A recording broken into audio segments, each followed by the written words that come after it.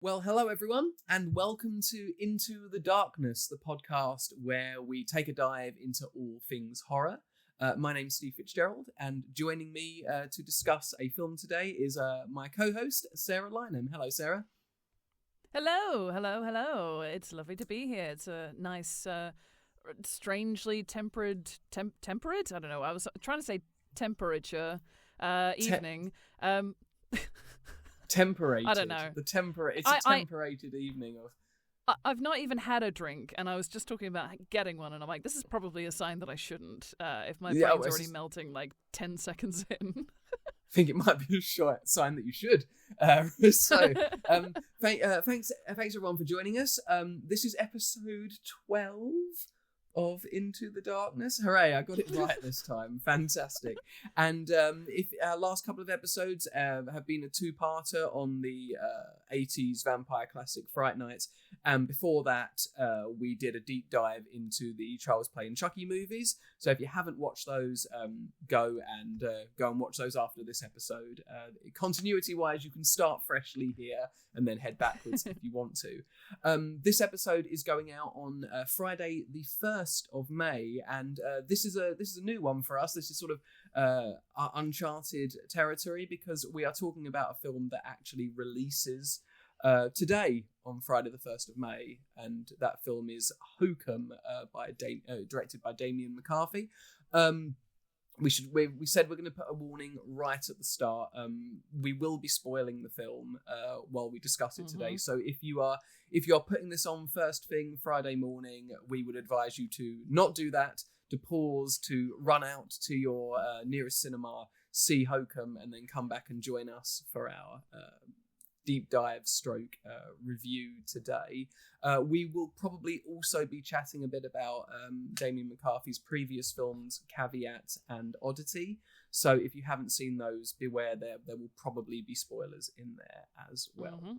So with that taken care of, and removing any chance that we'll get told off for spoiling the movie when people haven't seen it yet.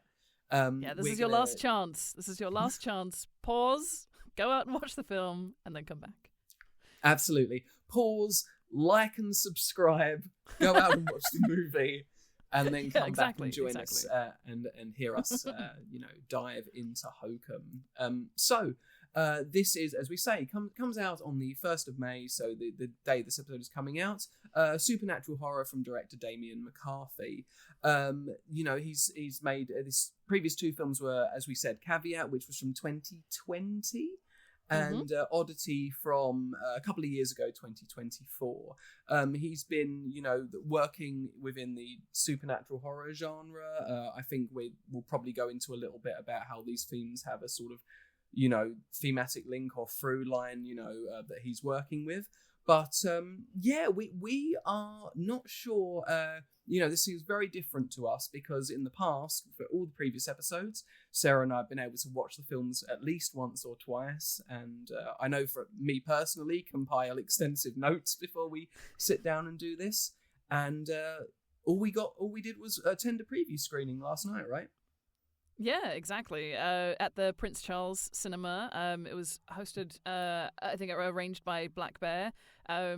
It was such a lovely atmosphere. Like, I think there's something really special about, first of all, going into the cinema to watch something is like, it's second to none. It's such a specific feeling compared to watching at home that I think is quite unique. So it's really special to be able to do that. And I think the other thing that's maybe slightly different is that we both hadn't seen this film before, whereas like the previous films that we're talking about, you had for the most part seen them when they first came out or around that time, like when you were quite a lot younger. So it's interesting for us to both be like going into this in the same way.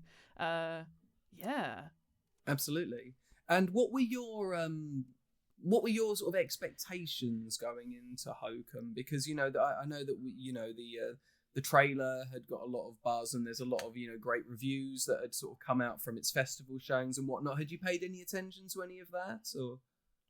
So I think it might have been it was either you or Paul who shared the trailer in our WhatsApp group, and I was like, this looks amazing. I'm a massive fan of Adam Scott as a performer, so I was really excited to see anything with him in it. Hadn't seen either Caveat or Oddity before knowing about Hokum. And then the day before seeing Hokum, I watched Caveat. And then today, after having seen Hokum, I watched Oddity. So I went into it, having watched Caveat, I was like, oh my goodness, like the tone of that is so, it's really intense. It's really bleak, like quite stark, and has this kind of, it's very serious, it takes itself very seriously. Even though there are kind of moments of levity in it, they're very, very few and far between. It is very much this is a horror, there's a massive psychological element to it, and that's kind of what I expected in pairing with what I'd seen in the trailer. So I was like, great, I'm looking forward to that. And I was surprised that it probably didn't really, it was not that. I felt that Hokum had a lot more humor in it than I was expecting. And I was kind of, it kind of confused me a little bit, like the shift in tone. And I wondered then what Oddity was going to be like. So then when I watched Oddity today, it seemed much closer to Caveat in terms of tone. It definitely has that same, like all three of them have this like isolationist kind of focus. Single location, whoever the sort of main one or two people are, they always like they seem to be kind of stuck on their own for some reason. And it does feel quite like the place that they're at is quite isolated as well. So there's a lot of that going on, which is very cool. But yeah, tonally, Hokum feels really different. Did you feel that as well? Yeah, I did feel that. So I have seen Caveat and Oddity, and I like them both. But I haven't watched them as recently as you have. I saw Caveat. I can't remember exactly what time of year it came out, but the way I remember it is that I watched it when it came out on Shudder during lockdown. So I remember seeing that at home. And then I saw Oddity again around the time it released as well. So I haven't seen Caveat for 6 years and Oddity for a year and a half, 2 years, I think. So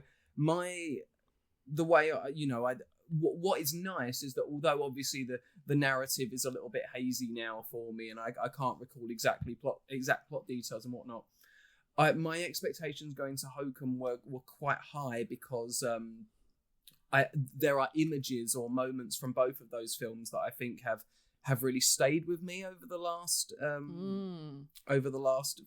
several years since seeing them. So yeah, my hopes and expectations were that this would, as you say, be another sort of bleak, hugely atmospheric, slightly odd, films, and in some ways Hokum is that, and in other ways I think it wasn't really. I think you're definitely right that this felt like more of a departure from the two of them than Oddity felt from Caveat when it released.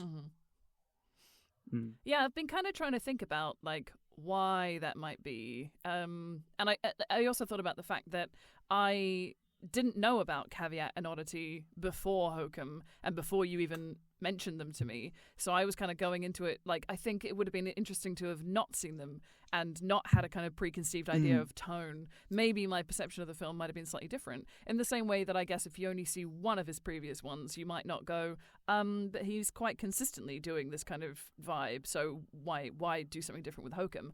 But I did also think maybe it's there's a desire to kind of what am I trying to say, with a younger audience, like get people more on board, do something a little more.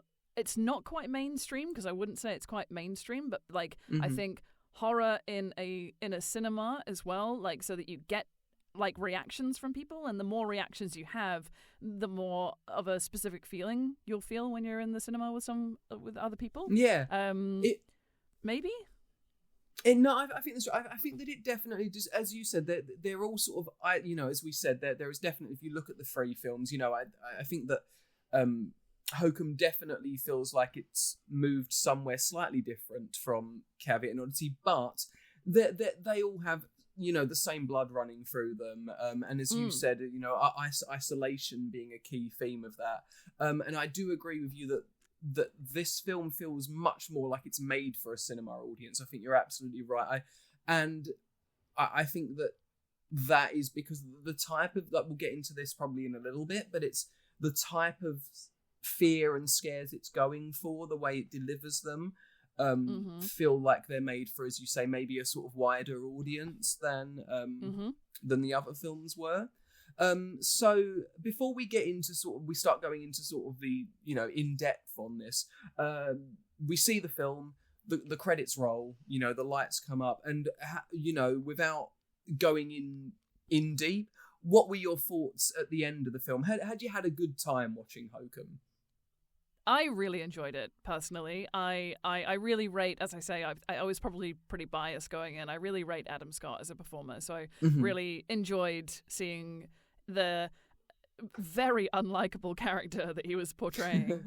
But it was an interesting environment with this screening, and I know that you and I spoke a little bit about it afterwards, and out of the four of us that went, I think it was hard for those of us who could hear a lot of chatting and commentary happening around us. Like, I guess that's one potential downside of going to a cinema release where if it is driving towards trying to get a more mainstream or a larger audience, then those type of people might not be people who see horror that often, and so they react in a different way.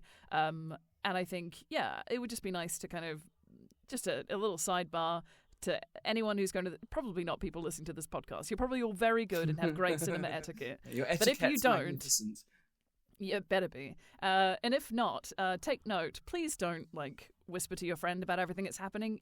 We can hear it. We could hear people 2 rows back chatting away, and it's just can you not? Because it's hard not to blank that out and just enjoy the film. I know that there are certain moments that I think didn't have as much tension in them because someone was nattering away behind me or someone was giggling, and I know that that's a way of kind of getting through a tense scenario if you're watching it, but I personally would much rather squirm in silence and for everyone around me to do the same.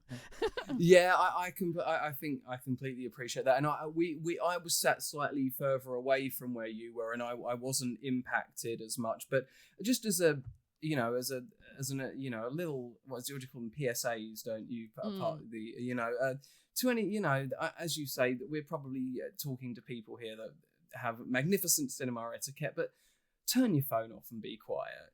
This isn't difficult, really. I forgot about that. The number of people who checked their phones, you could see their faces really? light up, and I was like, why? Again, it's just distracting. I mean, I feel like it happens, and I get annoyed about it in the moment, and then I just do my very best to block it out because I want to enjoy the film. But I think it's this weird kind of disregard for what anybody else around you could, how their experience could be affected. So I think, just anyone who's doing that, maybe don't. Definitely. And it is. It's one of those things. I think it's just become. It's not. It's such a shame that the experience was because the sort of reactions that were the people directly around me were much more sort of. I think I'll talk about the way the film does scares when we get to that bit, but there was some really great reactions around me that you don't get to see if you're sat at home watching it yourself. Some people were were really frightened by this film. I have to say, it had it had a lot of buzz that it was sort of the scariest film of the year. I know a lot of reviews have said that, and that there were some people around me that you definitely felt that they were finding that it was the scariest film they'd seen all year. There was someone sitting in front of Paul and I who literally rose a couple of inches during one moment off of his seat, and there was someone next to me sort of covering their face, which is really, really lovely. But that other stuff, please turn your phone off and don't talk to each other. It can wait, and it does affect everyone, around you. But it's just part of, I think, that we're not, I think a lot of people are sort of discontented with the way that maybe they feel going to see screenings and whatnot. I certainly, attend, if I can, attend screenings during the day so that I minimise the chance of someone in there ruining it for me. So with that bit said, and I guess so what did you had I had a good time as well. For the most part, I thought it was a really strangely, for a film that seemed to be scaring quite intensely the people around me, I had an awful lot of fun watching it.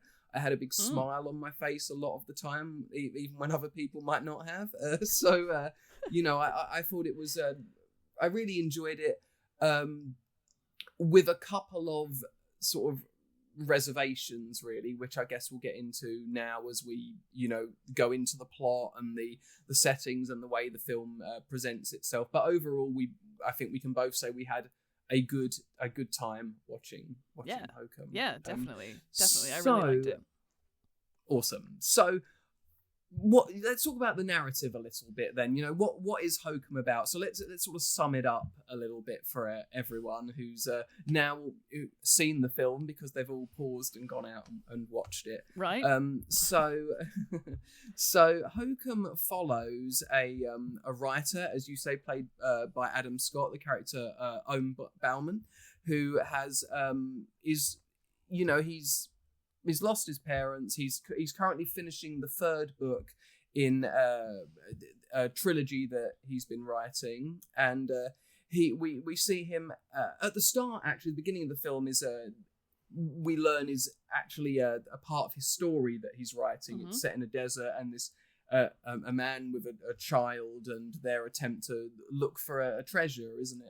They're looking for a treasure, and we then find out that this is going on in his in Owen's mind, and he finds a postcard with a hotel that his mother and father stayed at, and he decides to go and visit there because we find out quite soon that they're both passed. He's got their ashes, and he decides he's going to scatter them there. And so most of the film, I would say 90% of it takes place at the hotel where he's staying, and the events that occur there. It's a sort of very classic premise, isn't it? And it's sort of it always makes for if it done well, it makes for a good time. These are my sort of stories. I love a single location. I love an isolated location. And if you can, leave someone alone as much as possible, which this film does do for the most of its scary sections, I think you can, create a great deal of sort of dread and fear. Yeah, 100%. And I think even from the get-go, I was seeing and feeling kind of references to the other films. Most obviously Caveat. I feel like there were so many nods, even like aesthetically, to Caveat. The sort of like circle motif. He really likes a circle as like a shape, and so the playing of light on dark, but like really like dramatic light on dark. So like there's a moment where he pulls the lamp up at the start to a figure that he sees on the staircase, and all you can see is just like black outside of that, and then you just see this big bright circle, and that just seems to come up a lot. And then like there's the circle that the conquistador and the boy are looking like trying to get to in the story that he's writing. There's like a ring being left by his whiskey, and I'm seeing all these circles, and there's all these circles in Caveat, and I'm like, this is really interesting. I'm not quite sure I know what it is yet, but I really like that that's just a thing. And I was saying to you after we watched it, he has like a style, which is like, when you say, oh, that's a Wes Anderson, you can tell by a style that he does. Like, I feel like Damian McCarthy, and I don't know if it's the same cinematographer, I do need to look that up, but whether or not he's working with the same teams, recreating this look time and time again, you can just tell that that's like an essence that he wants to capture. And I feel like that's across all three of the films that I've seen now are great. Yeah. It feels like, absolutely. And it feels like in that way that there is a sort of you could imagine all of these stories take place, not just that they're directed by the same director, but that they take place in the same universe, really. They do. I already yeah. think that they do. Yeah. I have a theory on this. That there is a world where, the people get into these, they're left in these places and they are sort of threatened, are under threat by the forces that live there. And the motif of the circle, used so much in sort of occult ideas. The circle being more commonly and in Hokum a protective shape, a protective force, the ability to keep oneself safe inside while whatever the bad is left outside. It's interesting that there's that motif of circles. I know that there are some other films in the that have happened over the last few years that would use like a triangle, which is an occult shape used as a doorway, as a way of asking something to come through. So yeah, absolutely. I think that's probably a long running sort of occult reference, that shape running through those films. Yeah, definitely. I felt like there were lots of certainly in Caveat, so there's a circle that gets cut out by Olga when she finds her mum initially, right at the very start, and there's like a hole that she cuts in this kind of not plasterboard. It's like a thick cardboard. What's it called? It's got a name. Plywood. It's like yeah, that's it, plywood. And she cuts a hole in it, and that's the first circle, and that circle keeps coming back. And then we have a circle when Isaac is putting his hand through the wall to reach through and grab the telephone, and you see him like looking through it. And yeah, there's just lots of, it just seems like a reoccurring. I didn't notice it so much in Oddity, but there were more kind of square and angular kind of moments in that. So yeah, it's interesting to see that coming through. But on the note of like it being a one universe thing, I've already subscribed to this idea. So sure. In Oddity, so the woman who owns the Oddities shop, as it were, in her shop she has the bunny rabbit from Caveat, and she also has a bellhop's bell. So tell me it's not the same universe, because it is, you're saying in my mind.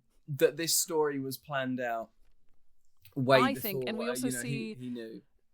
Yeah, I think so. Yeah. Especially because the bell becomes quite a focal point for Oddity. Like, there's a whole story that gets told about it. It comes back at the very end of the film when she. You're saying it becomes full circle, are you?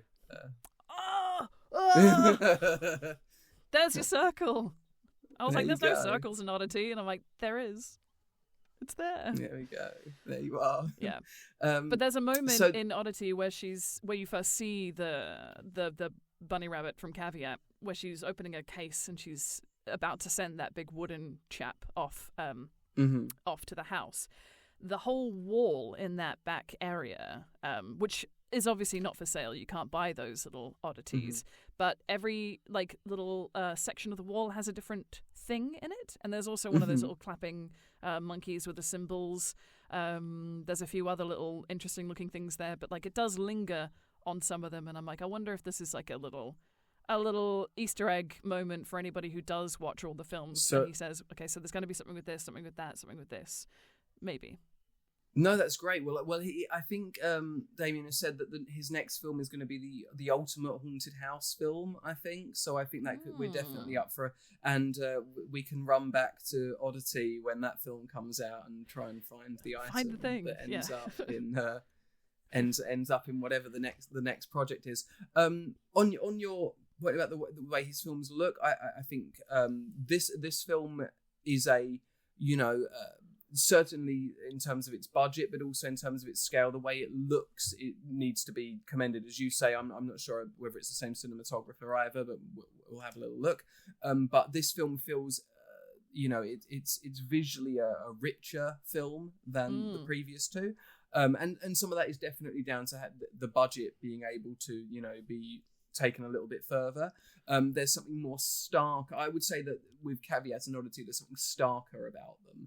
But this one feels much, much richer, much more depth of colour, and that maybe even suits the mood of the film. This felt to me more of a sort of a ghost train ride than those two films. This is a film that is more focused on sort of building up a moment, but then shocking you with a loud, a loud moment or an image or something like that. I felt that the scariest bits in Caveat and Oddity to me were things that were, shocking. I mean, the mother as the torch shines over her in Caveat, and the opening of Oddity, just that scene between the two people on either side of the door. I found these were things I thought about afterwards, and I think probably would have gasped when I watched Caveat the first time at home in the dark, and saw her face. I felt like with Hokum, there's more an emphasis on leading you with atmosphere, but then jolting you more, and that ties into what you were saying, it being more of a sort of a cinema affair, it being a bigger film. For me personally, that, and as I say, everyone around me was definitely jumping and definitely really frightened. For me, I found this film less scary, even though it has more moments of, more big orchestral scares. I felt less scared by it. Now that you've seen all three, what was your sort of thoughts on the progression of that? Was that something you'd agree with, that it's more bombastic than the previous films? Yeah, 100%. It's quite interesting to have watched them as in the order that I watched them, and not having seen both Caveat and Oddity first. I think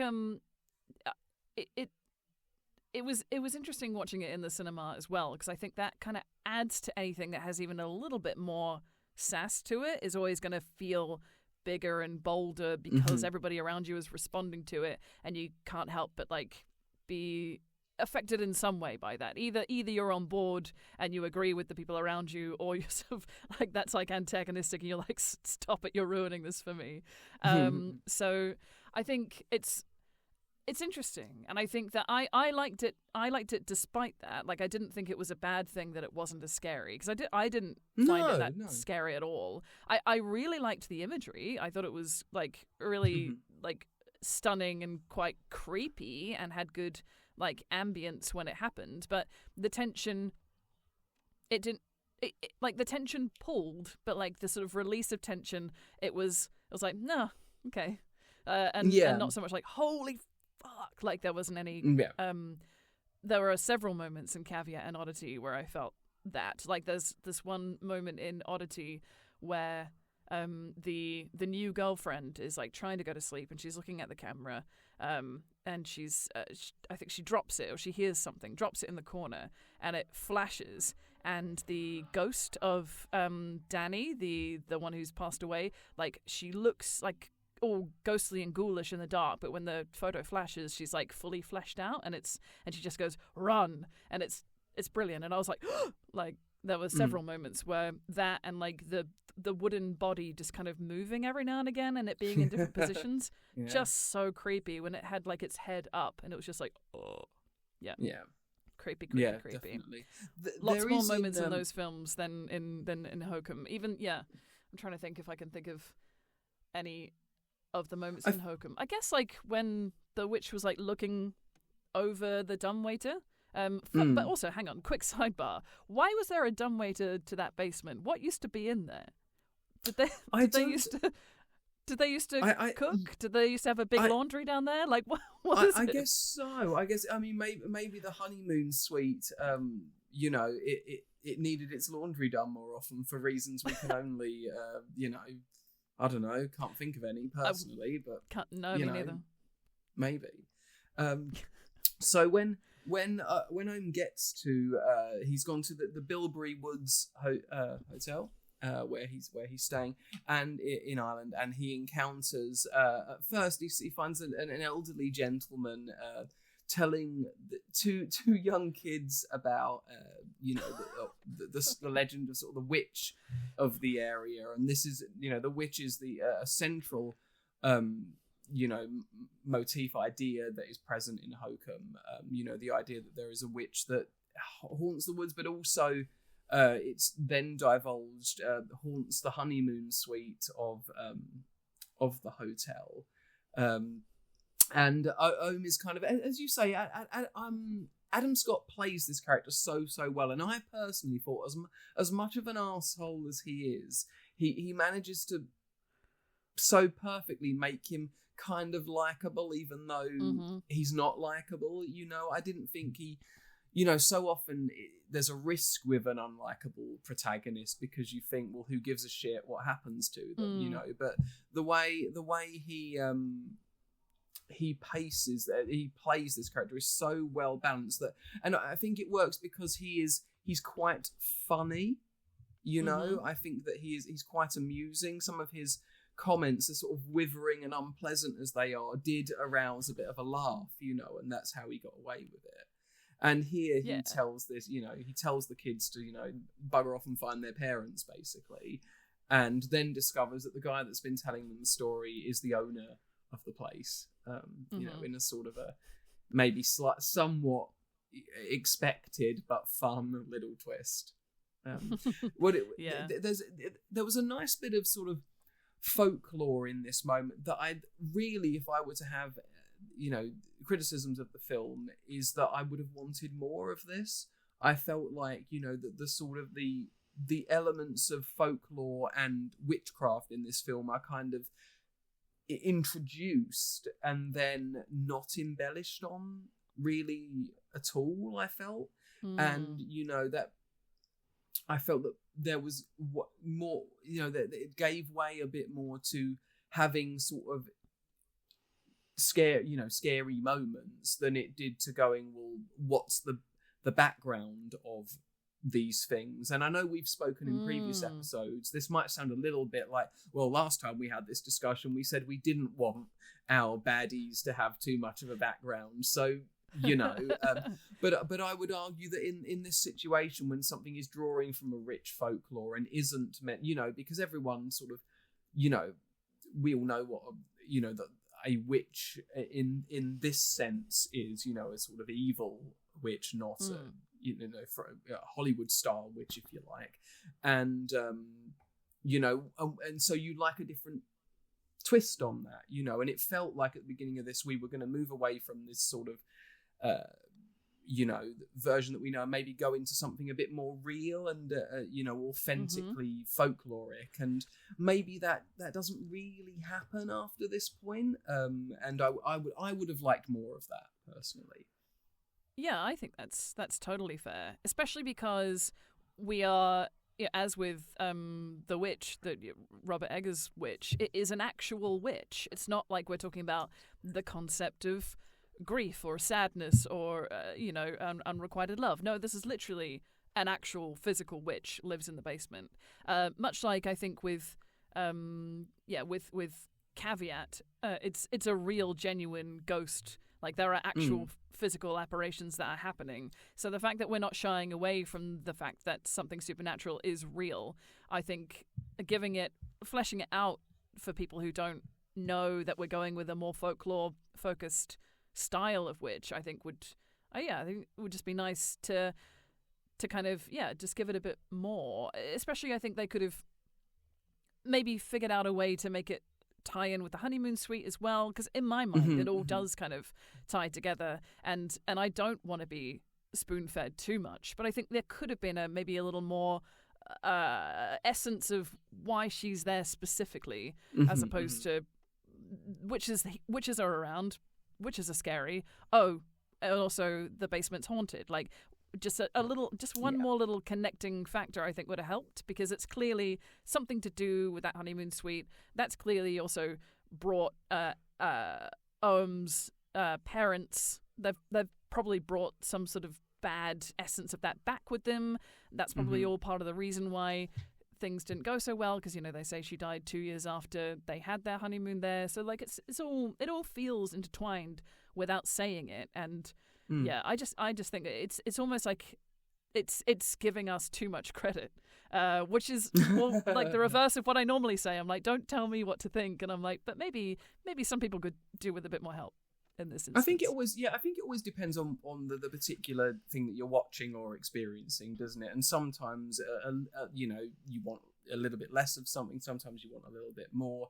In this case, as you say, I think because it felt like the witch as a character, particularly in the final scenes of the film, has a particular goal or, you know, wish to enact, you know, revenge on behalf of people and stuff like that. You know, I felt that if that's the case, that isn't at all alluded to, really. You know, you've got this, you know, you've got something that's specified as, you know, dangerous and supernatural, but then at the end is almost like a sort of a redeeming force, I think, as at least how I read it, really. And and that was maybe, I would have liked a little bit more of the background of the mythology of the area, I guess, so that I could place it a little bit more.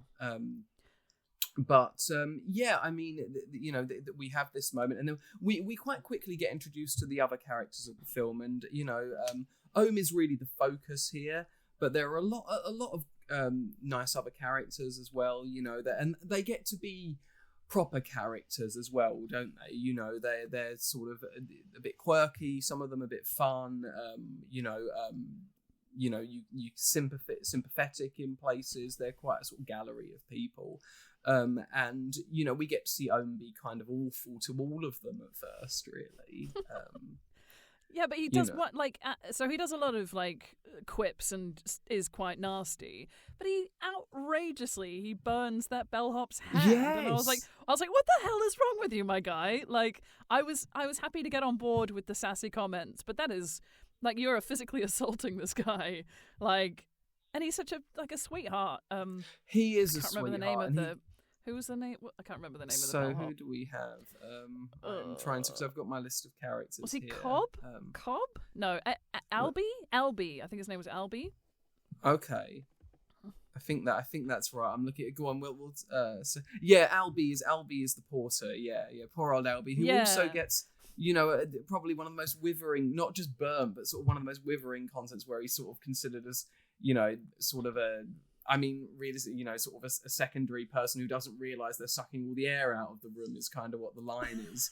And he's just trying to, you know, and Ohm says, you know, never meet your your heroes. And you think, oh, that's just so, I mean, he's cynical and he's, you know, sort of over everything, isn't he, really? He's come here to scatter these ashes. We get a scene quite soon where he goes outside and he finds a particular tree where it's also, it's not really spoken of after this, but the way he scatters the ashes for the two parents is different as well, isn't it? You know, one is, you know, very, you know, for his mother, very, you know, gentle and in different places, and his dad, he just sort of casts to the ground. And you know, it is sort of explained later on why that, you know, that happens. Yeah, I think even in that moment, that got a little chortle from the audience, because I think it's quite funny to see someone be so callous, and I think it's quite telling. We know instantly what's going on. He's clearly not had a great relationship with his dad. He clearly like cares about like how he wants to deal with the ashes for his mum, and I think it's interesting seeing this moment here. And I was kind of thinking about like, there's a lot that doesn't get said, and I don't think we've quite got to this moment yet, but he at one point is talking about his book and how he's saying he wants it to, he's like, oh, maybe I'll leave it open-ended. And I think there's a lot of that throughout this film. There's a lot of like not telling what's going on and not necessarily giving 100% of the detail, and maybe the whole point is that we're supposed to do the work. Like, and I'm not, and this is now me going back on what I literally said 10 minutes ago. But I'm like, maybe I'm actually not mad about that. Maybe I quite like that. And then it makes for more discussions. There's more people saying, oh well, that didn't tie to anything at all. And then someone else will go, well, no, why don't you think of it in this way? Like, surely it's connected because of, like, probably the relationship between the parents wasn't great for some reason. Maybe I have something else I'm gonna add, but I'm gonna wait till we get to that point in the story. No worries. No. But yeah, I think there's plenty of moments where we're not told exactly why things are done in a certain way, and even if we are, they're still kind of a little cryptic. And I think that shouldn't be. I shouldn't be so critical of them. Is how I'm feeling about it now, as I think about it more. I actually think that that there are the film is, it is at its tightest when it is dealing with, I did see some, after I'd watched the film, I read a few reviews, and there was a little bit of criticism of focusing on the backstory with, Un's parents and stuff, and I actually didn't think that was a narrative issue whatsoever. I thought that bit made total sense within the, with to explain who he is and also why he's gone there. I felt that where the film sort of there were a few sort of subplots for me that hopefully we'll dissect in a moment that took attention away from that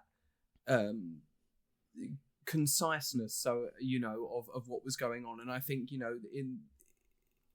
in this situation, there are a few moments that take us away from the hotel, and for me personally, that that I wanted to be stuck there with him. I didn't want moments where we could sort of cut away and release that. I wanted to feel that the sense of imminent sort of danger and threat that would have been there. So there were just a few extra bits of storytelling and that maybe weren't needed, and also, as you say, maybe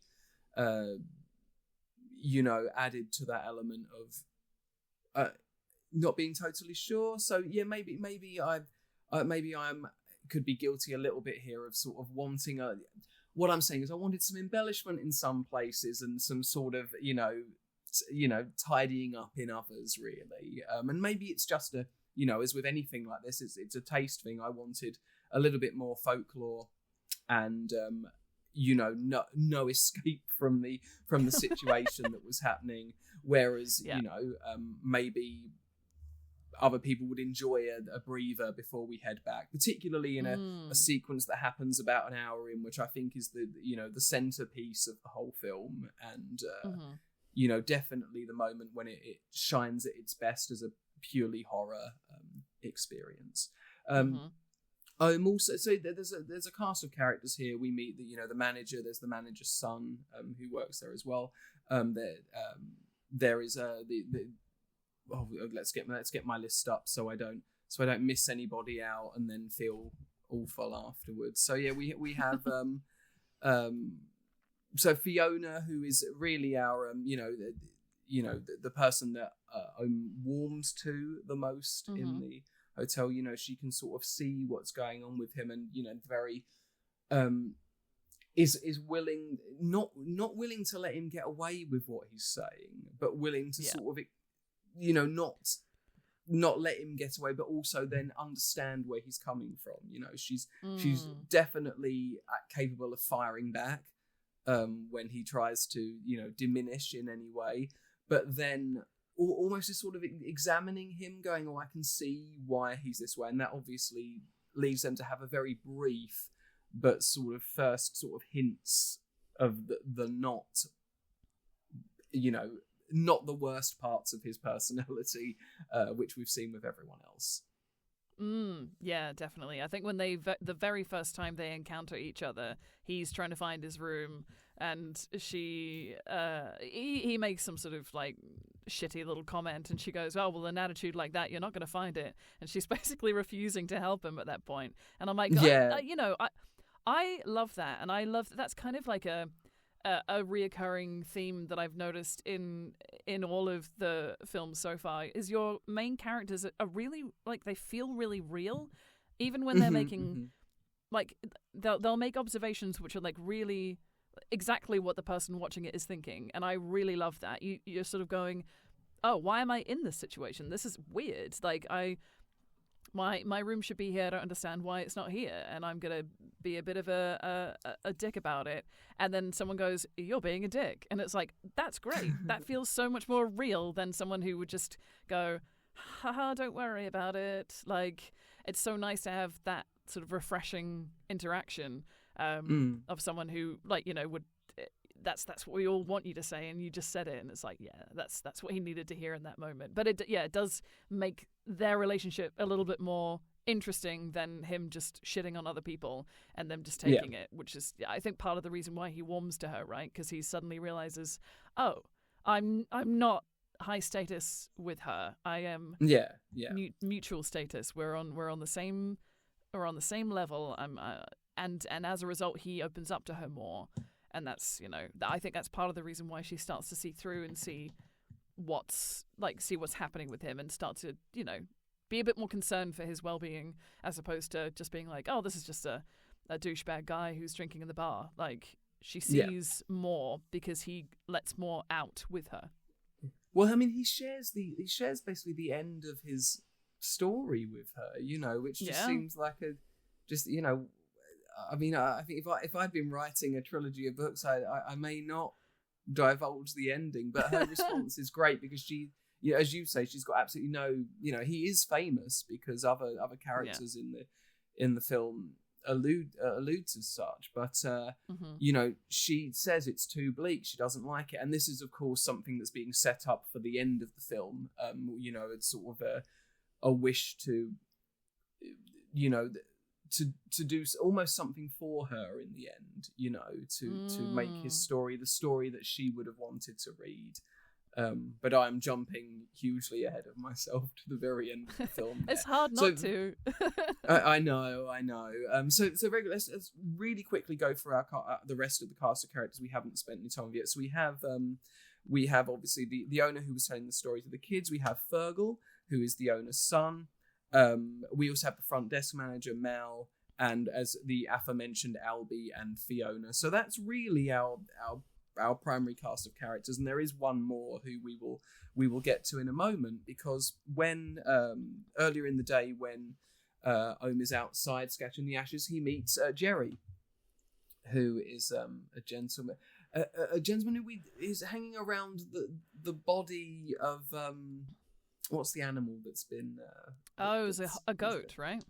Yeah. So and he explains that because when Ohm first gets to the hotel, it's standing on a car, and Jerry explains that what's happened is that the goats eat the magic mushrooms that grow locally, and they like reflective surfaces so they can look at themselves to deepen the trip.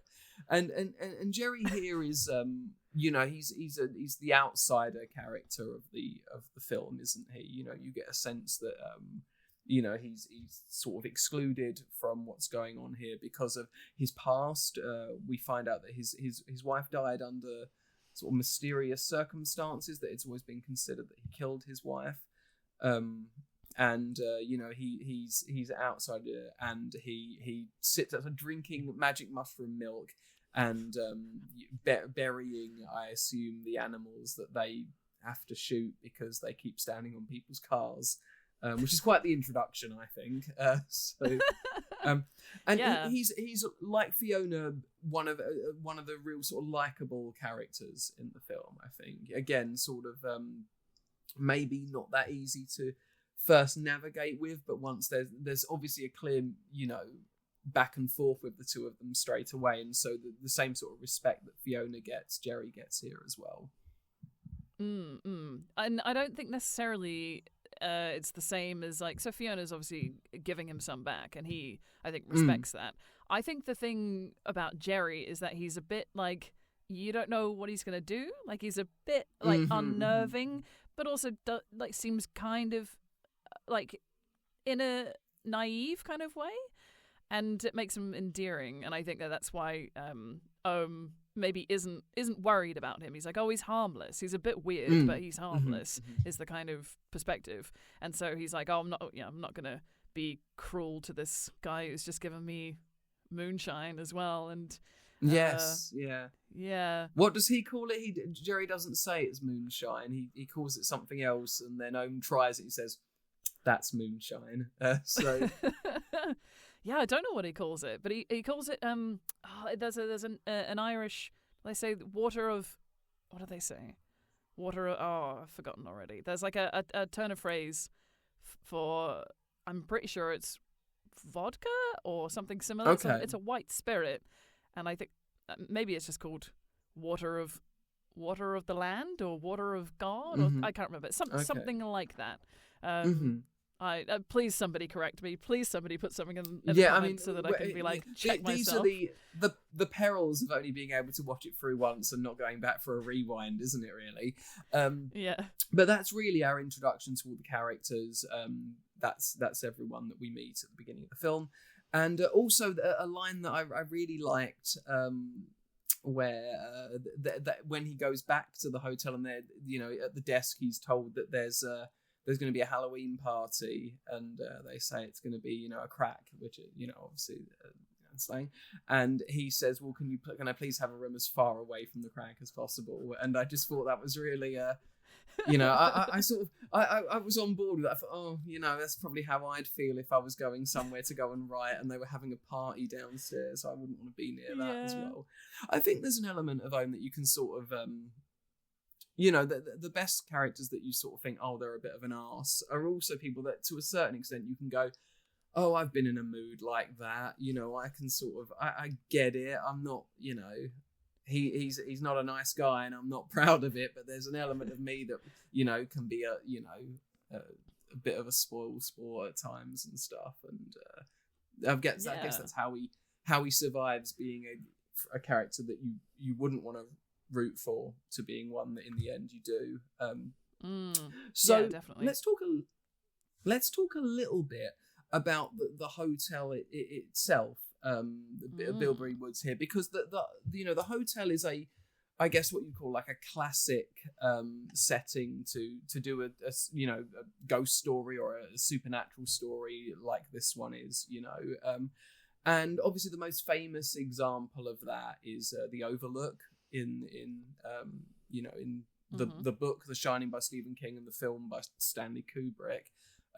What do you think it is about that setting that is so sort of endlessly sort of fascinating and such a good place for horror stories to take place in?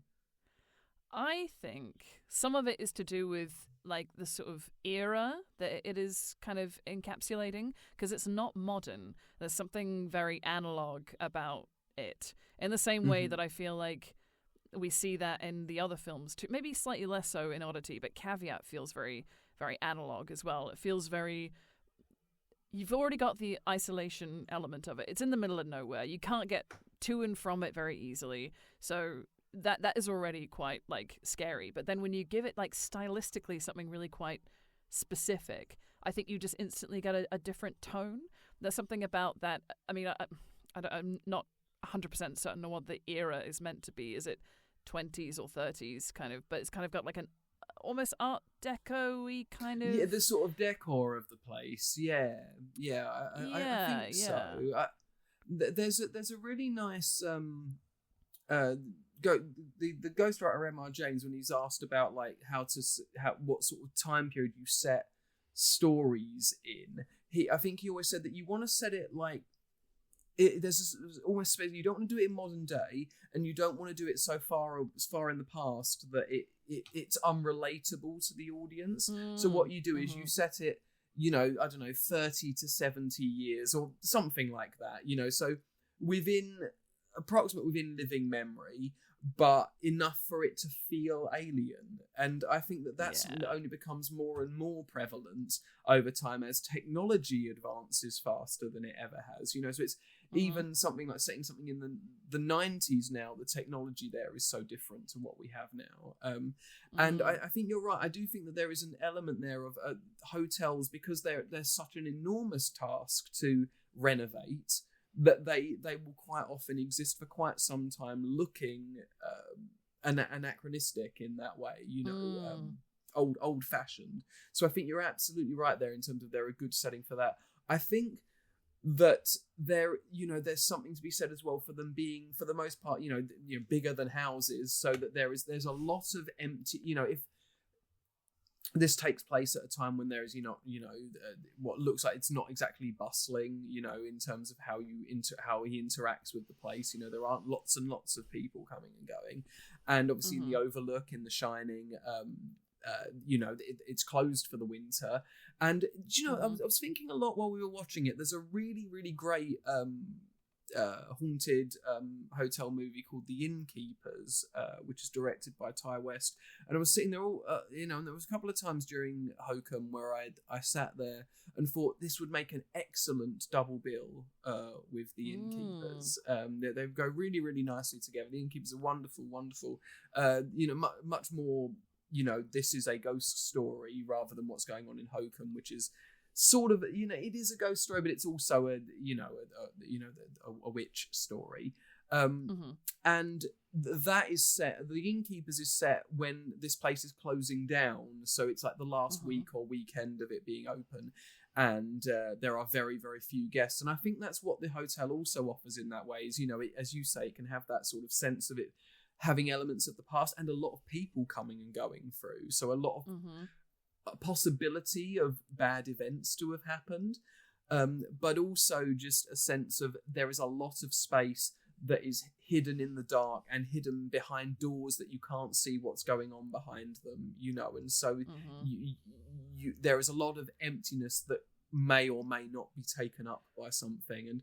And Hokum really it hones in on a specific area of the hotel, but what's so great in things like this is that the place is a character, isn't it? As well as everyone else, and it has a great visual style here.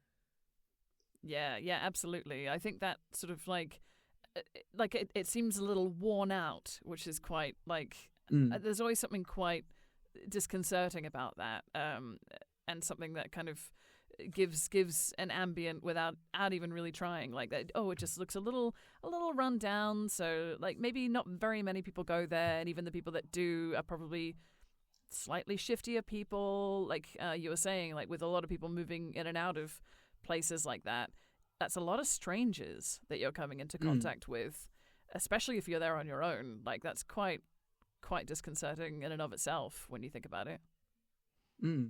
Yeah, absolutely. But here I think that we like places that just have possibility, and hotels have possibility in this way. The mood of the film, I think here is, as we've sort of touched on already, is very much pitched somewhere between what was going on in Caveat and Oddity, but also there's much more, as you said, an injection of humour, and also just I was trying to place it really because there are some plot developments and some story in Hokum that are very dark, very, very dark, and macabrely so, there's a moment later on, a revelation about what happened to Owen's mother that is delivered in a really sort of cruel way. But it doesn't feel as dark as those films feel, I think. And why do you think that is? Is it because of the sort of the aim for the bigger scares, the bigger jumps, or is it that levity, or is it all of these things, or is it something that I'm not touching on? I think it is all of these things, and I'm now kind of thinking about that line that you mentioned that Fiona says, where she says, "Oh, that's too bleak, that's too dark, I wouldn't read it." Maybe Fiona is a sort of representation of someone who's watched things like Caveat and Oddity all their life, and they just want a little levity, a little something else, a little less bleak and a little more happy ending, and maybe it's just I feel like maybe it's just because it's intended for a different audience. If you want your caveats, your oddities, your possum, that kind of bleak, stark, quite depressing stuff that exists. And I feel like maybe this is intentionally coming away from that. And I don't know if that's permanently going to be a style that that the director chooses to stick to. Maybe this is an attempt to see what it would be like, how people receive it. And maybe I'm trying to think if there's any other. I still think it's about playing to a certain audience, which I find is interesting considering what he's done in the past. So I'd be curious to see whether it was a response to something that was said to him, or if it's just a maybe he has a Fiona in his life who's basically, he wrote the film, and there's even a moment early on when he's writing on his laptop and it zooms in. Every other word on the screen is out of focus, but it says he was doomed. And that kind of feels like what thematically he would do naturally. But then you encounter this slightly warmer environment, this character of Fiona who's just like, no, don't do that. Like, and then he says, oh, when the film comes out, that'll be lighter and they'll probably give it a happy ending. And like maybe he's self-referential in that feels moment. self-referential, doesn't it? Yeah, it definitely does. And I think I'm a fan of it. I love a bleak ending. I don't go to the cinema to feel good about anything. But I don't threaten me with a good time. I threaten me with a bad time. That's what I. But yeah, there would be something. I mean, you don't want to sort of get sort of known as like, you don't want to be predictable in that way and be like, well, my films always end in a the worst possible scenario. And here there is that little bit of injection of hope at the end. And as you say, maybe that's completely self-referential. Maybe it's going, things are difficult enough. Let's try something else. Let's put something. Let's wade through the dark. So at the end, there might be something a little bit more optimistic. And I think you're absolutely right. What the conversation between maybe the conversation between Owen and Fiona is really the thing that this entire film rests on. In that when terrible stuff happens, as has already happened before the story even starts, and as will happen throughout the story, there is a propensity to just wallow there, and not strive for something better. And maybe the lesson that Fiona manages to teach early on before she dies is that that there's you got to hope for something better, even if you don't think it can happen. There's a reflection of her sort of optimism in the fact that, so to move on plot wise here, Fiona after the evening, Fiona gets a really odd feeling about Ohm. She's worried about him. She gets Albie to break his door down, and Ohm has hung himself in his hotel room. He's trying to take his life. They both rescue him. Ohm recovers. He comes back to the hotel and finds out from just checking my character names here, because there's a lot of people. Finds out from Fergal that Fiona has gone missing since the Halloween party, so a little while after she rescued Ohm. And eventually, after some sort of detective work and whatnot, we find out that Fiona has been killed by one of the other characters, by the manager there, Mal, because he was attempting. She'd got pregnant, and he was worried that that she decided she was going to keep it. He was worried that she would tell his partner, so he kills her by locking her into the honeymoon suite's dumbwaiter.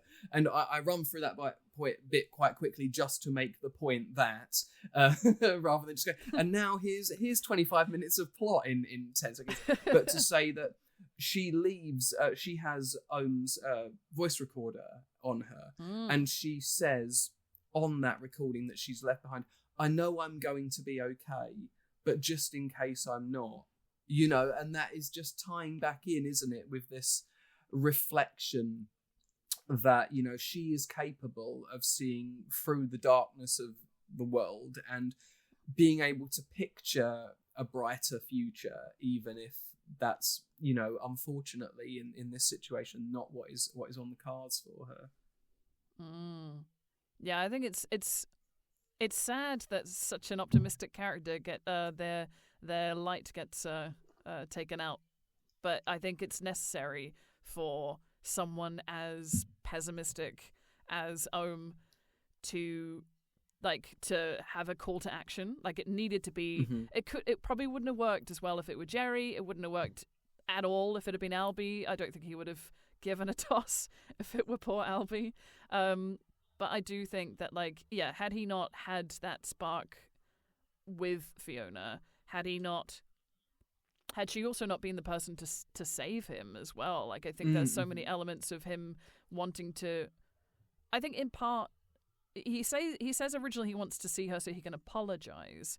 And then I think he wants to, follow through with that. And then I think it's important for him to, as you say, we mentioned that the story that he ends up writing in the end is optimistic for her. It's a happy ending for her, because she doesn't get to live her happy ending.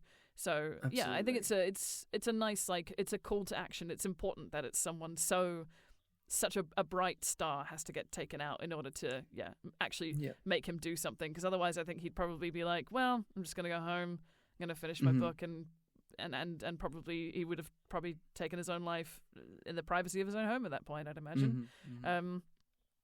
But yeah, I think it's a nice way of getting him curious about what's going on, because I think he had a little bit of healthy natural curiosity, as she did, because she was sort of egging him on and saying, oh yes, that's supposedly haunted in there, you can't get in there, there's a key, but like no one lets you have it, and like no one's been in there in years, and I was just thinking, and this is only just sort of come to me. So in the film, it's expressed that under the influence of magic mushrooms, you are made more able to view supernatural occurrence. Okay, and I just thought of this. Fiona has a feeling that's what calls her to check on Ohm, and her intuition is right. She finds him, and maybe what and one of the things about taking magic mushrooms is this sense of oneness that you get, a sense of feeling more with the people you're with and around you, and we would say therefore maybe mushrooms make you more empathic. So is the idea also that the more empathic you are, the more susceptible you are to view these supernatural occurrences, and that's why Fiona is able to know that something is wrong with Ohm because of that. Is that me just grasping enormously there, or is it just come to me and I thought maybe there's an element of that there, that to be more open, to be more willing to sorry, go ahead. I think that's really nice. I think that's a really lovely way of looking at it, because I do think it's the way that it's portrayed in the film as the only way to to see these things is to open the third eye, as it were, and you can't if you're not willing to see the things, you won't see them, essentially. And so some people need help in order to see them, but I think as you say, some people have a natural propensity or are able to access it in different ways, and I think that's really nice to think that it could just be her empathy. And are we then saying that does she have any sort of connection to this witch? Does she have, like, is she able to? Is the witch helping, or is it a ghost that's helping? Is it just is the intuition something else entirely? Is there supernatural elements to her being able to have a gut feeling? I feel like the link there would be because as mentioned earlier, there is obviously a really strong sense of sort of retribution at the end of this film, towards Mal, who was killed Fiona, and I think historically, obviously thinking about sort of persecution of witches, and also here the persecution of a woman who just wanted to live her life, and maybe the link between Fiona and the witch is that really that there is an element of the persecution or the violence of men against women, and that's what draws these two characters, because it does feel, and I hope I'm not sort of misreading in a way, that for the witch at the end, there's a moral almost high ground there, isn't there, that this guy is going to be dragged away, and we get a sense of what the afterlife might be there, which is reminded me oddly of, like, if you read the novel of A Christmas Carol, there's a moment where through a doorway you see all of these sort of spirits sort of grasping into reality, and that's what you get here as well, is this door that opens and Mal, who is being dragged away in chains like Marley, into whatever his punishment will be, his personal hell. Well, And so maybe he's going to get his willy chopped off, isn't he? There's the old man who owns the hotel says to the kids, when she takes you into her lair, she will remove an appendage, and it's heavily implied that your meat and two veg are what's coming off. Absolutely. And maybe it all connects in that sense, and the whole point is it is meant to be a commentary on men versus women, and basically I don't know if we really necessarily know too much about how the child came to be, like whether it was like nefarious in any way, whether there was like any sort of assault like in line with it. Like we don't really it doesn't get mentioned, but then there doesn't seem to be any love between them either. So I'm just wondering whether or not there's sort of or maybe it's just a sort of a removal of masculinity as opposed to it being a sort of sexual thing, like a castration kind of idea, as opposed to it being a punishment for, I don't know if he sexually assaulted her. Definitely doesn't get said, but it doesn't seem that way. No, I don't think so either. It's certainly, we're not given any indication that's the case, but I do think, there is a, I don't feel like it, it comes across as particularly heavy, heavy subtextually, this idea. It's just honestly something that sort of came to me while we've been discussing this right now, but it does feel like it, when you said what's the link between her and the witch, I think it's that maybe, that they're, and that's why, the end of the film is how it is. And I guess, Ohm's escape is so he can go and make good on, what he feels that he maybe owes Fiona now, which is to write, the ending that has some hope in it, really. Yeah. So to head backwards a little bit, they once we find out that Fiona has gone missing, Ohm sort of takes it upon himself to find her, and has an encounter with Jerry, who is under suspicion at this point, that because of what happened with his wife, and he explains, when Ohm asks him, he's very honest about it. He says, she was suffering, right? Is what he says, and so it was what we would consider, if we're to go by what Jerry's saying and he's telling the truth, it was an empathic thing to do. He didn't want her to suffer anymore, and they decide that he's stolen the key, and they're going to go up to the honeymoon suite when everything is closed down. And this is really building up to our big, I think, the centerpiece horror moment of the film, which is that they get to the hotel. Fergal is there. He apprehends Jerry, puts him in the back of a van, and he says, because his family are all part of the police, so he's like, I'm going to take you. But Ohm manages to stay in the hotel, heads up, takes the elevator up to the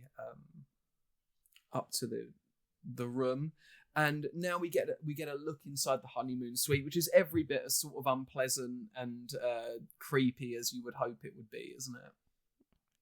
Yeah, definitely. I think if a place has been locked up for several years, it's going to look a certain way for sure.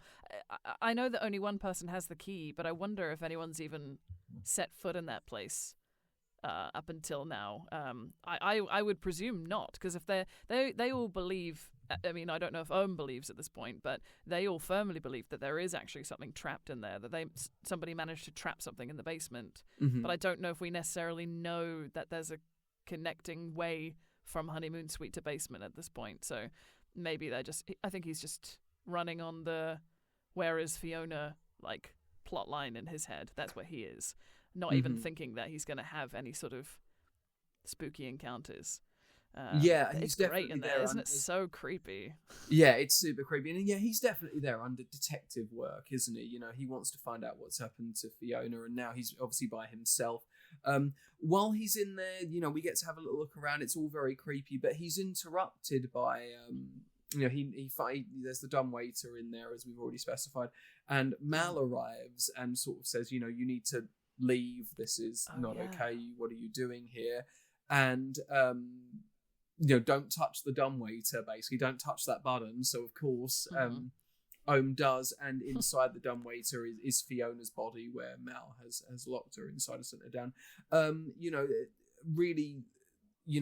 Really scary looking here, finding her is both very, very sad and, the interesting thing about sort of Fiona's presence from this point on is that I think you're absolutely certain at some point she'll reanimate. Mm-hmm. And it's never really, it's always a threat. And this is one of the things that I think works really effectively in the film is that that sense of misdirection always creates a sense of unease for you, and that really works, I think, here in that doing the most in this particular circumstance, doing the most obvious thing isn't what is done here.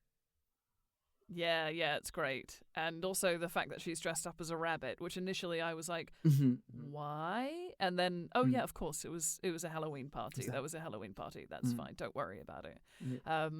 But yeah, she looks really terrifying. I think, when I think back to Caveat and having now seen Oddity, the way that they depict the dead in these films is just so unsettling, but just so well done in that sense. And that's exactly how I want to feel if I see a character encounter a body. If I see something like that, it's just oh wow, okay, that's there. Whew. Yeah, superb special effect makeup job here, and both deeply tragic and deeply disturbing in the way that she looks. Once obviously this is discovered, Mal runs and he locks Ohm in the room, and from here on in we have our big, I think this is the moment of the film that is really going to scare people as much as possible. And I've got to be honest, that it didn't. I watched this whole sequence with a big old smile on my face. All of the just the anticipation of what was going to happen, I really, really enjoyed. I just found the scares when they happened to be somewhat predictable, really, at this stage. What scares me is that sort of stillness of seeing this person that might reanimate, of seeing this dead-eyed mother in Caveat staring through the pipes, unmoving, never seeing the sort of the orchestral element of the scares in Hokum did lose me a little bit in terms of making me want to sort of cower away. And I'm not someone, I've watched a lot of horror, so I know there's sort of this expectation that I'm going to be someone that says, "Oh, nothing scares me." I've seen too many horror films. I don't feel that way. I think that, we've watched a lot of movies together. I get scared by stuff, I remember sitting in the front row of the Prince Charles for Skinamarink and just feeling just this unbearable weight of sort of terror and horror on me. And here I didn't feel that, but I really liked what it was doing. I appreciated it all. I had a lot of fun watching everyone lose their minds at the sort of, the scare moments here. But it didn't totally land for me, unfortunately. And I think it is because it was focusing more on building to the big booms rather than... just showing me something out of the corner of my eye and then letting that be enough. Having seen all three of them now, do you feel similarly? Did the other films get under your skin in a way that maybe this one didn't as much? Yeah, definitely. I do think, and I don't want to keep saying this, but I think that because I watched both Caveat and Oddity at home in the dark, Caveat, I almost couldn't make it through the whole thing. I was I'm going to have to turn the light on. This is really too much. Whereas Hokum, being in the cinema, being surrounded by people, there being a lot of movement, sound. It feels safe in a different way. Whereas when I'm watching a film at home alone in the dark, that doesn't feel as safe. Yeah, maybe. So I don't know. Maybe I think you're absolutely. Maybe if I had, maybe if that had been because I watched the other, same as you, I watched them in the dark, at home, and maybe that does. Yeah, maybe so. I still think that there is that it's going for a certain type of horror here that is less effective for me personally, but I know for some people find a deep sense of anxiety waiting for a jump scare. Whereas I find a deep sense of anxiety when there's might be one and there isn't, and that is, and that's really because we cut away during this next sequence where Ohm travels down in the dumbway to the basement. He's stalked by the witch down there. He comes back up and she's in the room.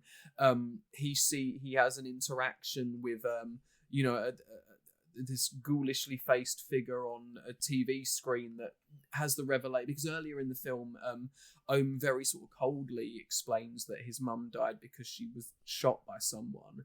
And then here he is mocked by this figure on the screen explaining that he's actually, as a child, the person that did it. And it's a really dark revelation, and the way it's handled is that's really my sort of thing, this sort of mean, mocking supernatural element. I think there are, what really gets me is that an element of something deeply malevolent to human existence and wants to hurt, that really gets me. And also anything that I would consider like melancholic horror. So, anything that has a deep sense of sadness feels really effective. And this moment really worked. It might not have scared me, but I felt the sort of, the cruelty of it. I think we spoke about it after the film, that this was this figure on the screen with the sort of giant eyes was a highlight, really. Absolutely. It's so sinister, isn't it? And I think I don't know. Is it meant to be? It looks kind of similar to the rabbit in Caveat. It absolutely does. It has I think this kind of reoccurring theme of rabbits is also aligns with witches as well, doesn't it? Like that's a creature that we see quite commonly associated with witches, and sort of I think even is in The Witch, isn't it? Robert Eggers. Yeah, rabbits and hares and that's right. Crows and toads and things like that. Yeah, and cats, of course. Of course. But it's nice to see this, that thematically coming through. I'm not sure, with the exception of obviously seeing the physical toy from Caveat in Oddity, I don't think there's any other rabbit imagery that I can remember off the top of my head. I did see it today, and yet I still can't remember. But I think that moment is so creepy. This weird children's character, but is talking about what happened to him, but basically saying, what are the two things we shouldn't play with? Fire and guns. And it's just kind of.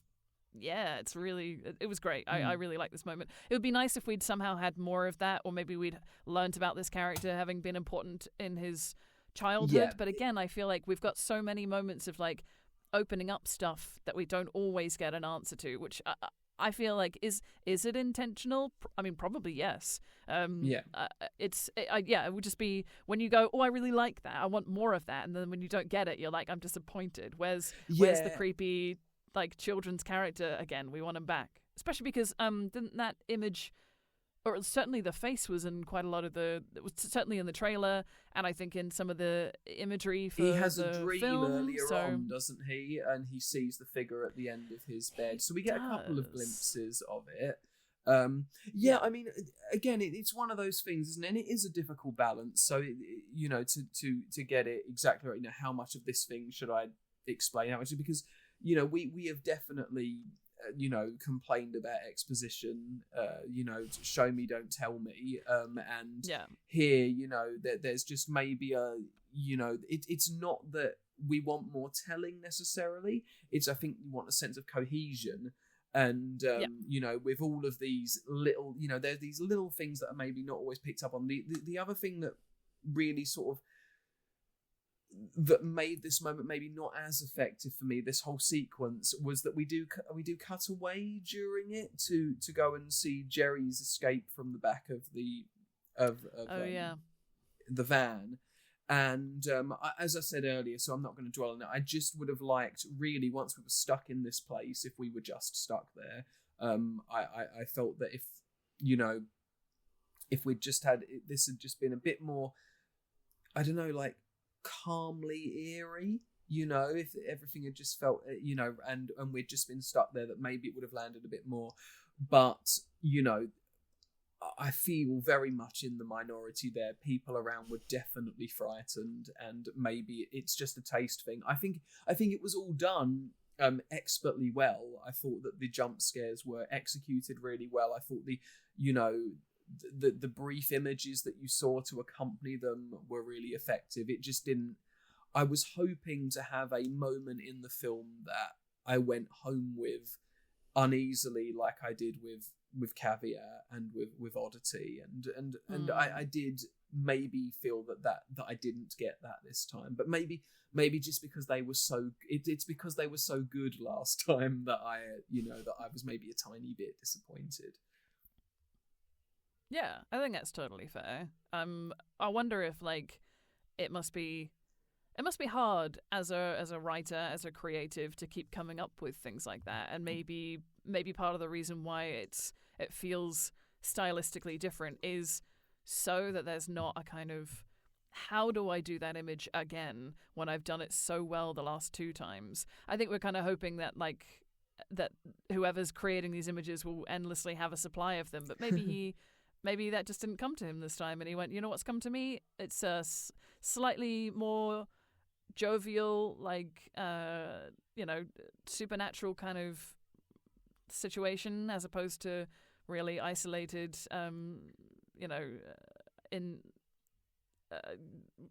looking at mental health in a certain way that he has done in Caveat and Oddity, that we only get a little glimpse of in Hokum. It sort of pulls away from really saying, what is it like to be someone who lives with an issue like this? It goes, he has this issue, don't worry about it. This is how we're going to conquer the story. It almost shifts the focus.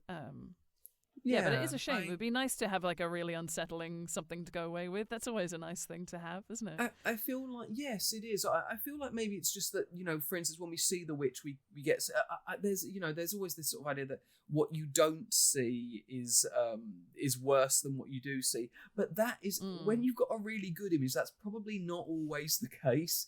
And, I'm definitely, most of the time, more of a, show me a glimpse rather than, I always, but in this we get a shot of the witch and she looks really great, and we see her sort of behind the screen of the bed and stuff.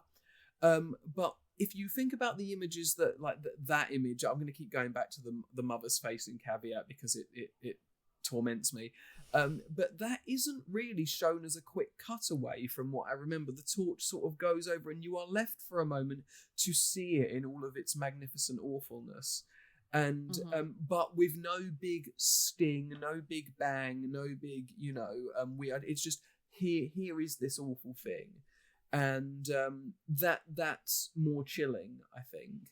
So it's not about how little you see all the time. Sometimes it's about how long how it's shown to you. I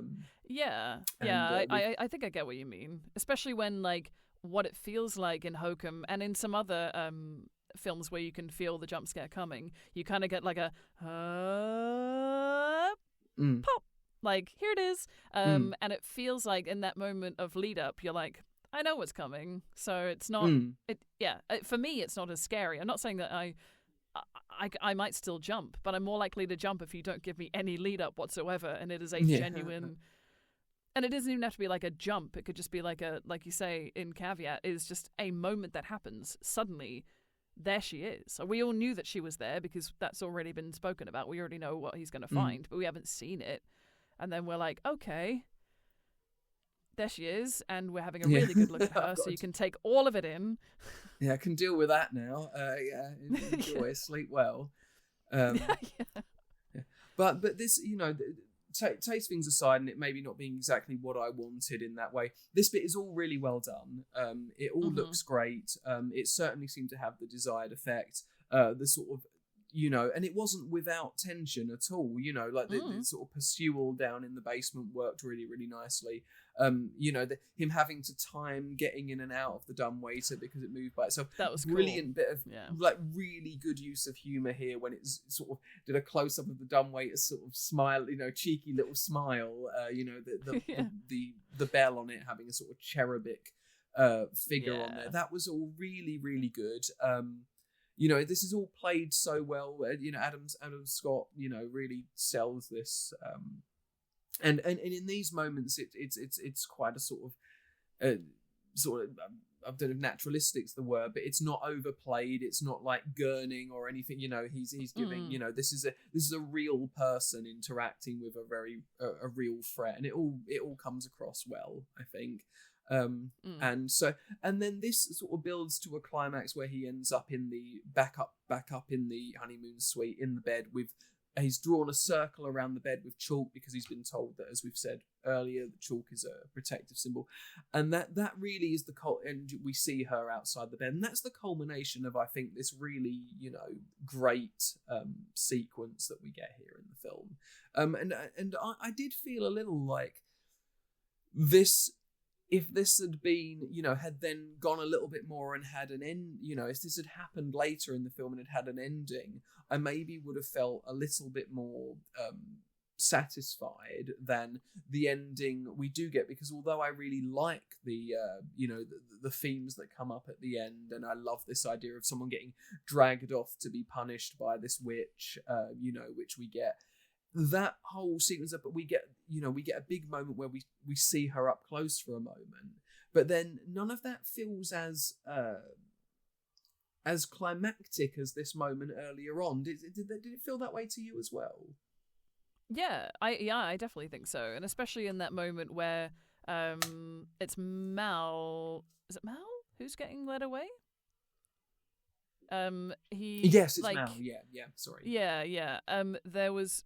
Like, in my head, I was like, yeah, get him. Like, that's all I was thinking. I wasn't thinking, oh, yes, it's finally, we're at the climax. So I agree. It felt like we had already peaked, and then we were just having a sort of, let's tie all the necessary pieces. Let's tie little bows in those, and then that's the end. I think it didn't feel anywhere near as. I don't remember there being any jump scares. I think like the witch was a wonderful like piece to look at. And it was nice to see her again. But yeah, it would have been. I wonder if they could have somehow had someone taken through that door earlier on, and it just been sort of like pieces of her, like hands or side profile nose or something, like a little something to take a character away earlier, so we get that sort of, and we could see into that door. Maybe that sort of could have happened earlier in the film, so that we could have had this better climax. But I kind of don't really know how it would have ended, because that circle around the bed thing ends with him waking up the next day, doesn't it? Yeah. I guess it feels like, because it's another moment of relieving, that giving everyone a bit of a breather, which is it is necessary as we go through, So I get it being the next morning, and Jerry comes back and tries to rescue her, and we have this sequence of Mal trying to get Jerry out of there. What are you doing here? But Jerry's quite shrewd. He knows what's going on here. And while poor old Ohm is upstairs trying to ring the bell, that of course breaks at one point, trying to get Jerry to come and help him upstairs. Yeah. And you have one of those sort of classic moments where like, will he find him? Won't he find him? And that's all. That all works quite well.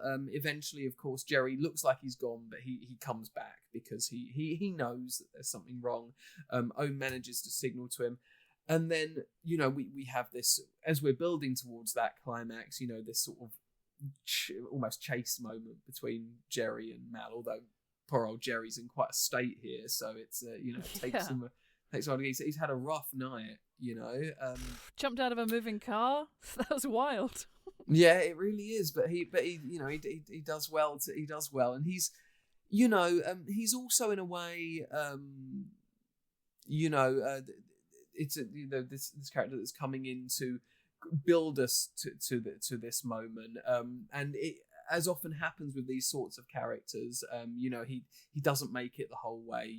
He comes to help, and he gives all the necessary elements there to allow a certain amount of victory, but he doesn't make it himself. And Mal sort of callously shoots him, doesn't he, in the from the lift to the honeymoon suite, just as he's And that got a massive reaction in the cinema. Like me and everybody around me, it was just massive gasps, because that was one of those very quick, and it's not really a jump scare, but like a very quick, fast moment where everyone was shocked, because we did not think, we all thought, Jerry and Ohm are going to get out and it's going to be happy days, and that, they're going to have a buddy cop movie that they do together at some point.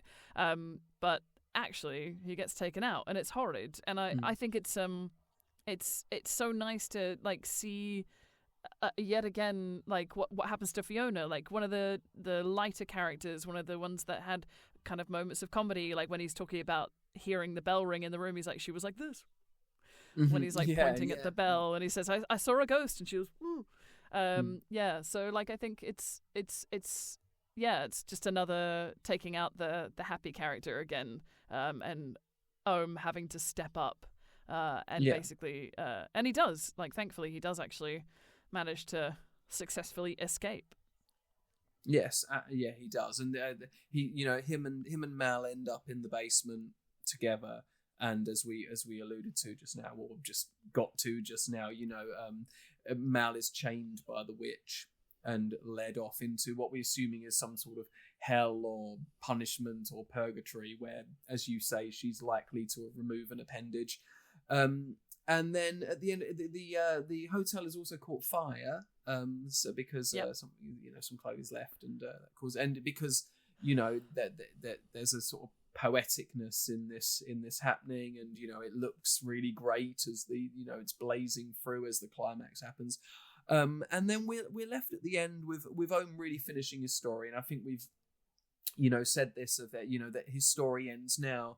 Not with, at the beginning, his adult character is going to, crack this bottle over the head of a child to get at what's inside. And here, the turn here is that he offers it to the child to do this, and the child throws the bottle away, basically putting across that either we can both survive this, or neither of us should. And then there's a little bit of humour at the end, but maybe we won't, of all the things we've gone through, maybe we'll leave that little, tiny little moment for everyone as the film ends. And I mean, as we said at the start, I think overall this is it's certainly a really entertaining film. It looks great, it's well acted. I don't think we went enough into the sort of the cast names actually, but everyone in the film does a really, really good job. And obviously it's Adam Scott is the focus point, but everyone that comes in has a really lovely presence in it and has their place there.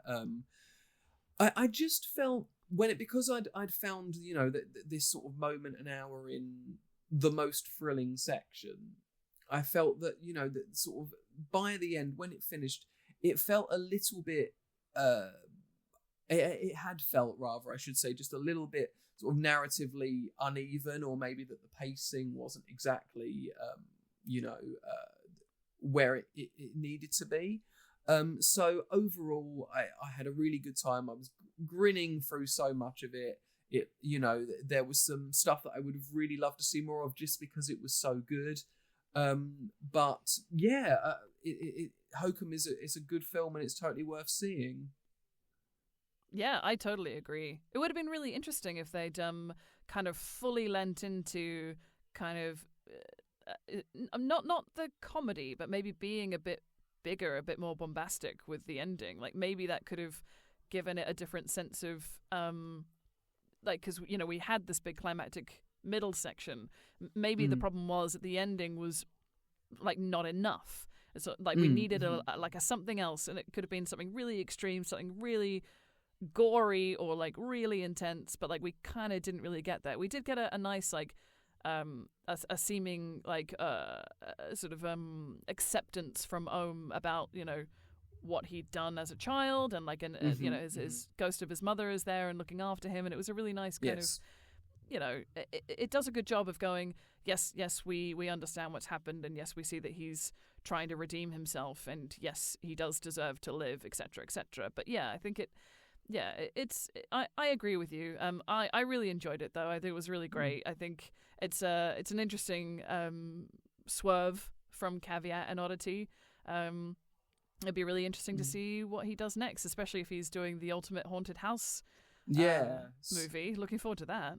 Yeah, super exciting. Yeah, I mean, you know, at the end of the day, I hope that I haven't come across, you know, as anything's too scathing about this, because I did have a really, really good time, and it's not like this is such a departure from his previous stuff that if you liked his earlier stuff, you know, as we said right at the start, this is very clearly an evolution from those first two films, and you can tell who the director is, and it's got his stamp all over it. Just maybe not as effective for me personally as those two films were, but you know, we are talking about two films that had moments of, like, you know, some of the most iconic scares, I think, of the last, you know, decade, really. So yeah, definitely. It's a good one. Let's hope it does really, really well. I think it's got a really good chance, actually, of having a really good time at the box office. You know, horror's super popular at the moment. I think that it is enough of a crowd pleaser to get people giving it good word of mouth, and it also, you know, will appeal to the you know, the crowd that have already seen his previous films and are looking forward to what Damian McCarthy does next. So let's hope it has a good time, and let's hope that his Damian's Haunted House movie can't come soon enough. Really looking forward to that. Yeah, me too. Awesome. So that is our run through, or our reasonably long sort of dive and you know, review of Hokum. Hopefully you've already seen it and all of that hasn't just, you know, but we think we gave fair warning. We warned you. Thank you. We warned you. So just a couple more things for everyone.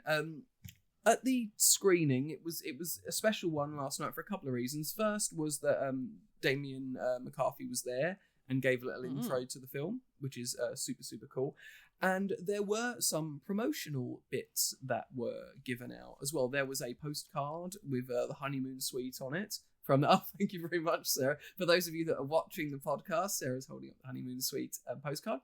And there were also some rather lovely... These haven't been... We haven't opened... I mean, I haven't opened ours yet. I don't know if you've opened yours, Sarah. I haven't opened it either. Little boxes of chalk, which is an absolutely brilliant promotional item. Really, really cool.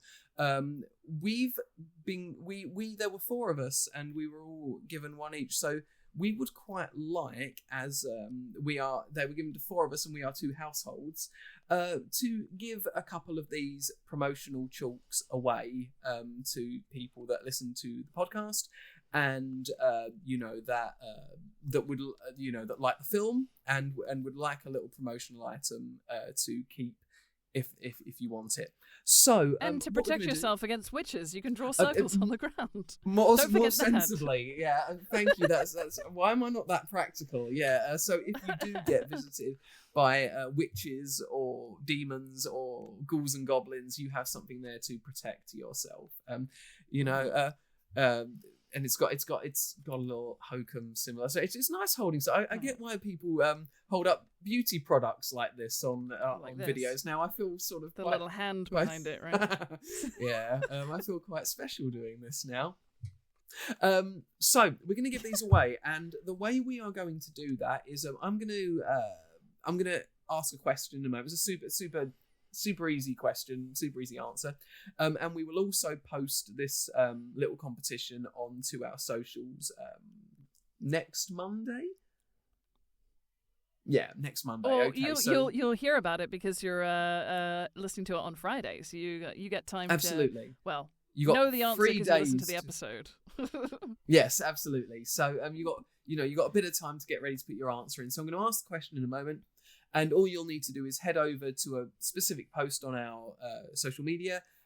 Make sure you're following us. That would be lovely. Thank you very much. And give the post a like. And do you call it a re? It's not. I'm not going to say the T word, but it's a repost or I guess it's like a repost, share or a share. You can share it to your story or repost it. Yeah. Lovely. So give the post a like, give a share, and in the comments section, let us know in Caveat. So in Damian McCarthy's 2020 film Caveat, there is a particular animal which is a mechanical toy in the film. We've mentioned it several times throughout today's episode, and just nice one-word answer. Tell us what that animal is. Give us a comment and follow us, like and share the post, and you'll be entered into a little prize draw. And we'll get 2 winners, and then we will send your protective chalk out not a moment too soon to protect you against anything that may be on its way. Yeah. Cool. That's a great prize. I'm really glad that I already have the chalk. I'm probably just going to have to snap it in half because I wouldn't want Connor to go without chalk. Absolutely. But I think it's one of those nice big thick bits of chalk that you got as drawing on the concrete.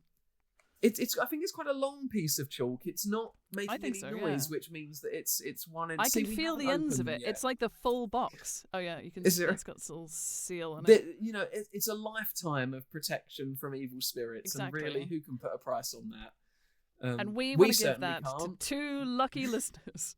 But no, it's really nice when you get to go to a screening and you get a cool little we love a promotional item, and it's a nice little memento.